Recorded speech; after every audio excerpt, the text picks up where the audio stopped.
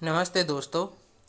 आज की इस वीडियो में हम एनसीईआरटी की बुक्स में से 8वीं कक्षा के पाठ 1 ध्वनि कविता की प्रसंग से व्याख्या करेंगे, जो कि सूर्यकांत त्रिपाठी निराला जी द्वारा लिखी गई है। चलिए वीडियो को शुरू करते हैं। ये ध्वनि कविता के कवि सूर्यकांत त्रिपाठी निराला जी हैं। पहला पद है, अभी न होगा मेरा अंत, अभी अभी ही तो आया है मेरे मन में मृदुल वसंत, अभी न होगा मेरा अंत। मृदुल का मतलब होता है कोमल, वसंत का मतलब होता है वसंत ऋतु, अंत का मतलब होता है जीवन लीला समाप्त होना या खत्म होना। तो इसका पहले प्रसंग करेंगे।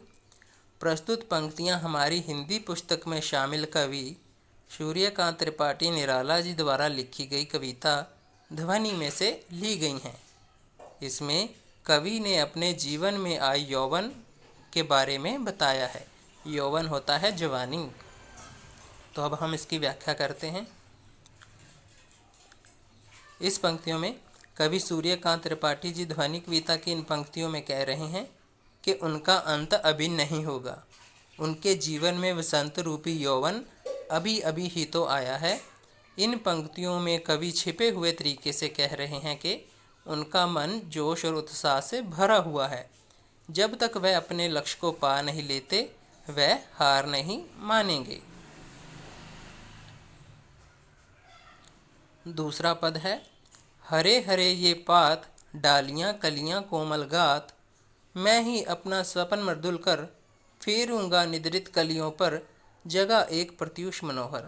पात होता है पत्ते, डालियां होती है टहनियाँ, कलियां फूल का छोटा रूप जो अभी खिला नहीं होता, गात होता है शरीर, स्वपन मृदुल कर, स्वपन होता है सपने, मृदुल कोमल, कर होते हैं हाथ।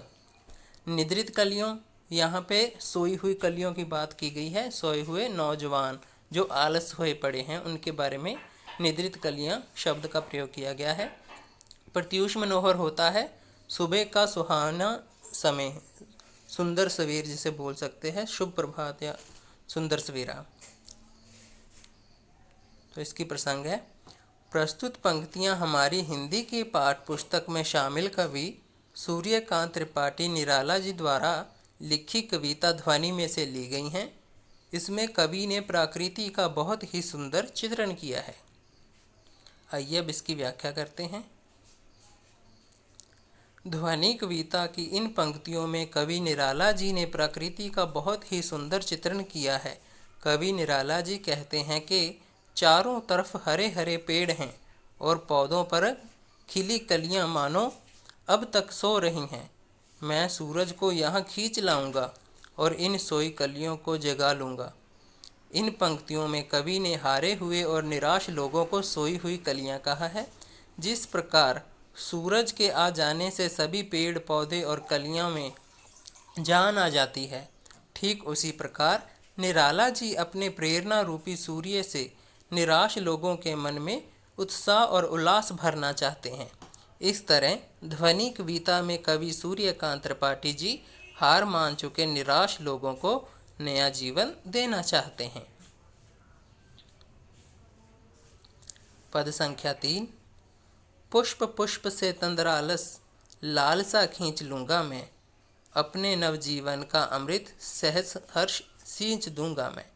तंद्रालस होता है आलस पैर पड़ जाना, खींच लूँगा मतलब खींचना, लालसा मतलब उनका लालच, जो उनमें आलस का लालच है उसको खींचने की बात कर रहे हैं।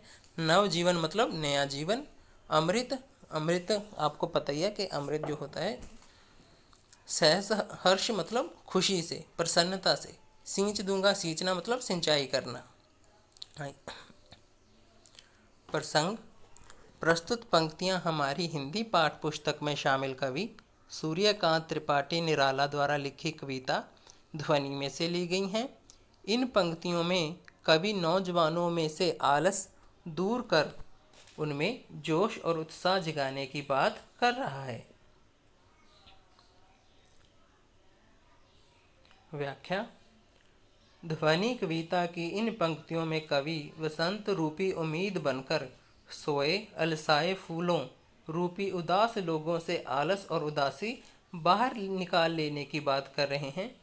वह इन सभी लोगों को नया जीवन देना चाहते हैं। इसीलिए उन्होंने कहा है कि मैं हर पुष्प से आलस उदासी खींचकर उसमें नए जीवन का अमृत भर दूंगा।